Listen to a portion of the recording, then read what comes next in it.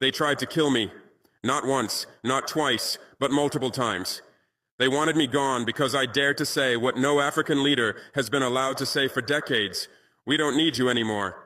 You want to know why 700 North Korean soldiers are now protecting me in Burkina Faso.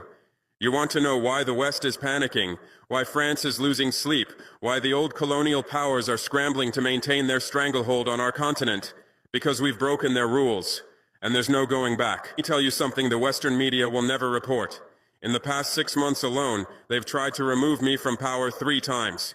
3 separate coup attempts, each one more sophisticated than the last. Each one backed by the same powers that have been bleeding Africa dry for centuries. The first attempt? They tried to buy my own generals. Suitcases full of euros, promises of safe passage to France, threats against their families. When that failed, they moved to direct action. The second attempt almost succeeded. Armed mercenaries, trained in European camps, infiltrated our military bases. They were hours away from storming the presidential palace when our intelligence that no longer reports to Paris or Washington, uncovered their plot. But it was the third attempt that changed everything. They didn't just want to kill me, they wanted to make an example, a public execution that would send a message to every African leader who dares to dream of true independence. This is what happens when you bite the hand that feeds you. That's when I made the call that shook the world.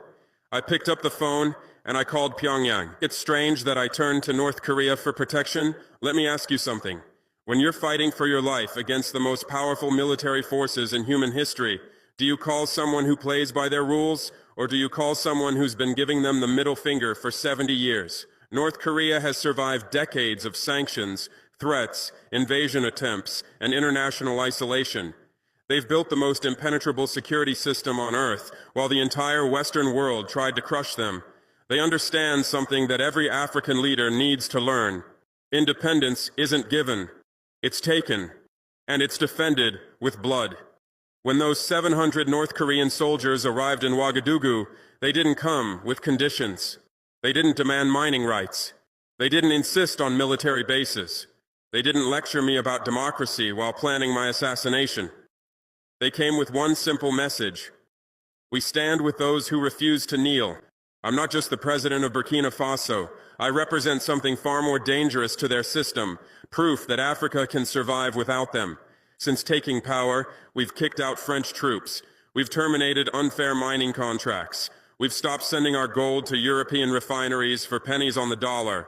We've built direct trade relationships with Russia, China, and yes, North Korea. Relationships that bypass their banks, their currencies, their